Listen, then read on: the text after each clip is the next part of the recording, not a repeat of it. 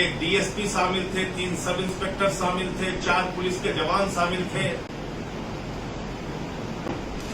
उनको मार दिया और न सिर्फ मारा बल्कि निर्ममता से मारा,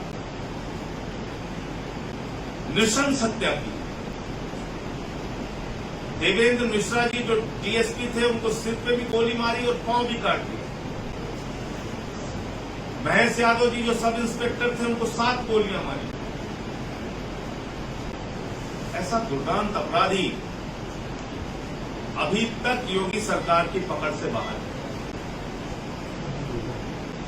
इसका मतलब कहीं ना कहीं योगी सरकार उस गुरदास दुबे जैसे अपराधी से या तो मिली हुई है या नाकारा है, 2 ही बात हो सकती है। क्योंकि बहुत सारे तथ्य सामने आए। 200 पुलिस वालों के नंबर की जांच हो रही है, 200 पुलिस वालों के नंबर की जांच। कानपुर के आईजी महोदय कहते हैं 70 से 80 अपराधी उसके साथ शामिल थे। देवेंद्र मिश्रा जी का जो पत्र सामने आया वो बहुत चौंकाने वाला है। मैं गया था उनके परिवार से, उनकी बहादुर बेटी से भी मिला, जिसका कोई भाई नहीं है। उसने अपने पिता को खुद से मुखाग्नि लिया और उस बेटी वैष्णवी मिश्रा ने वो पत्र दिखाया कि 14 मार्च को उनके पिता ने पत्र लिखा था एसएसपी कानपुर को, जो आनंद देव तिवारी जी उस वक्त थे, और उसमें लिखा था कि 150 मामले इस कुख्यात अपराधी के खिलाफ दर्ज है और इसका विनय तिवारी थाना अध्यक्ष के साथ सांठगांठ रहता है और उस पूरे क्षेत्र में ये अपराध को बढ़ावा दे रहा है। हमारे साथ भी कोई गंभीर घटना घटित हो सकती है। और ऐसे कई पत्र उन्होंने पुलिस अधिकारियों को दिए।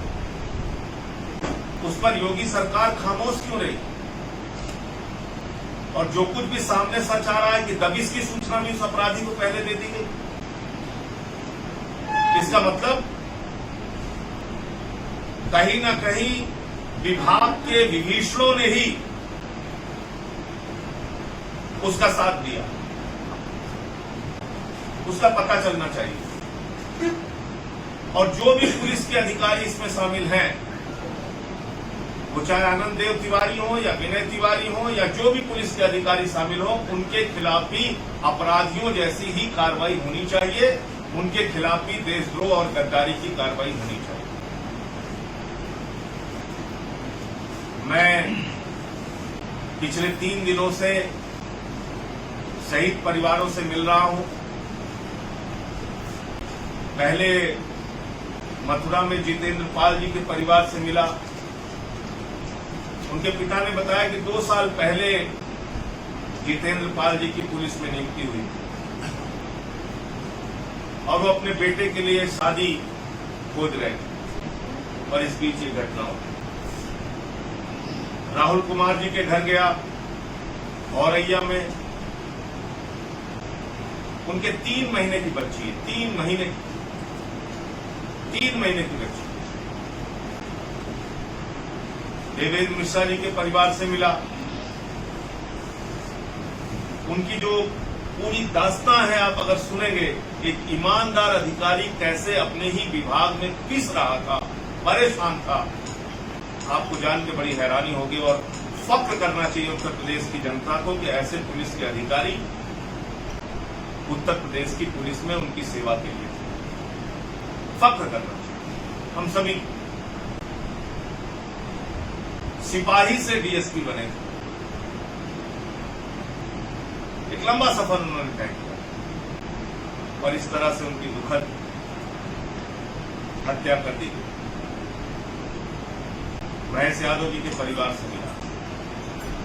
उनका भी एक 5 साल का बेटा है। कल अनूप सिंह जी जो सब इंस्पेक्टर हैं, उनके परिवार से मिला। उनकी एक 10 साल की बेटी है, 5 साल का बेटा है। कल नेबूलाल जी जो शहीद हुए सब इंस्पेक्टर, यहां उनके परिवार से मिला। तो इन लोगों से मिलकर आप इतने दुखी हो जाएंगे, आपको लगेगा कि इनके परिवारों के लिए किसी के पास कोई जवाब नहीं है। सम्मान राशि घोषित की गई, अच्छी बात है, नौकरियां भी दी जा रही हैं, वो भी अच्छी बात है। लेकिन जिस परिवार से मैं मिला उनकी एक ही डिमांड थी, इन कुख्यात दुर्दांत अपराधियों को, जिसने उनके बेटों को उनसे छीना है, उनके खिलाफ कार्रवाई कब होगी, उन दुर्दांत अपराधियों के खिलाफ कार्रवाई कब होगी। सबकी एक स्वर में यही मांग थी। तो मैं मांग करता हूं आप लोगों के माध्यम से उत्तर प्रदेश के मुख्यमंत्री योगी जी से कि एक गहरी साजिश का मामला है, एक संगठित अपराध चलाने का मामला है, एक समानांतर सरकार पुलिस की मिलीभगत और नेताओं की मिलीभगत से चलाने का मामला है। तो इसकी गहनता से जांच होनी चाहिए और इसके लिए हाई कोर्ट के सिटिंग जज से इसकी जांच कराई जाए। पहली बात तो ये। दूसरी बात, पुलिस को भी आधुनिक हथियारों से लैस करने की आवश्यकता है, आधुनिक तकनीकों से लैस करने की आवश्यकता है। न उनके पास बुलेट प्रूफ जैकेट थे, न उनके पास आधुनिक हथियार थे। वो अपराधी AK-47 से हमला कर रहा था। इन लोगों के पास जो हथियार थे वो पर्याप्त नहीं थे उनसे लड़ने के लिए, पुलिस बल पर्याप्त नहीं थे। तो बहुत सारे सवाल हैं, बहुत सारी गुत्थी है जिसको सुलझाना पड़ेगा और जानना पड़ेगा कि क्यों आखिर ये पूरी घटना हुई। तो इसलिए हाई कोर्ट के सिटिंग जज से इसकी जांच कराई जाए और दूध का दूध पानी का पानी होना चाहिए। अपराधी, नेता और पुलिस का जो गठजोड़ है उसको उजागर करके उस पर कार्रवाई करके ही अपराध को उत्तर प्रदेश में रोका जा सकता है। और ऐसा एक क्षेत्र नहीं, उत्तर प्रदेश में कई क्षेत्र हैं जहां पर अपराधी अपनी पैरेलल गवर्नमेंट चलाते हैं। और जो बातें निकलकर सामने आ रही वो तो बहुत हैरान करने वाली है। मीडिया में अब तक हम लोगों ने पढ़ा कि 60 से अधिक मामले उसके खिलाफ दर्ज थे, लेकिन देवेंद्र मिश्रा जी का पत्र बताता है कि 150 मामले उसके खिलाफ दर्ज थे। 150 मामले एक अपराधी के खिलाफ दर्ज अगर हैं तो 2.5 साल से खुलेआम कैसे घूम रहा था?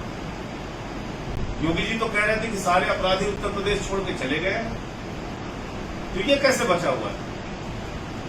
यहां पे मिड डे मील की आप खबर लिखिए, आपको उठा के जेल में डाल देंगे।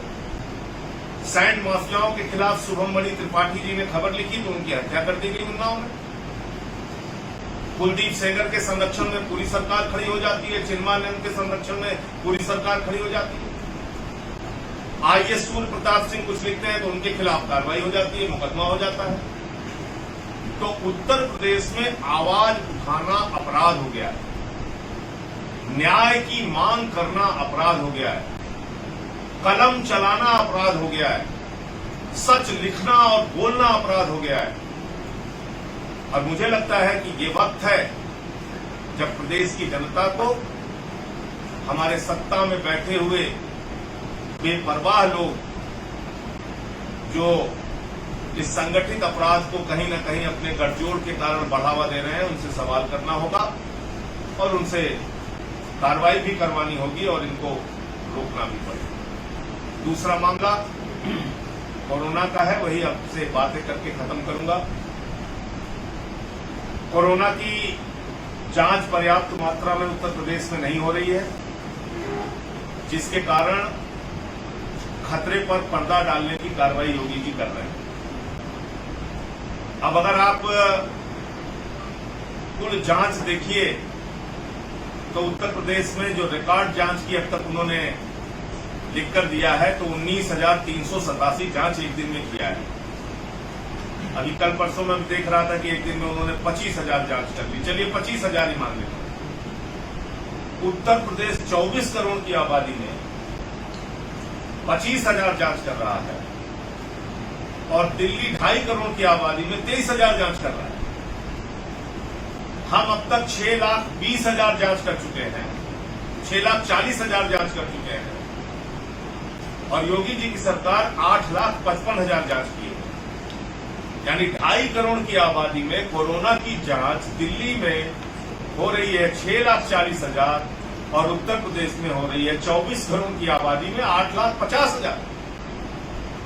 ये क्या मजाक है? और आप क्यों लोगों के जीवन के साथ खिलवाड़ कर रहे हैं? 75 जिले हैं उत्तर प्रदेश के। हर जिले में कम से कम एक लैब का इंतजाम कीजिए। कोई भी आदमी सुल्तानपुर में, प्रतापगढ़ में, फैजाबाद में वो जाता है अस्पताल कि हमें कोरोना हुआ है, कहते हैं जांच आपकी 3 दिन बाद रिपोर्ट आएगी।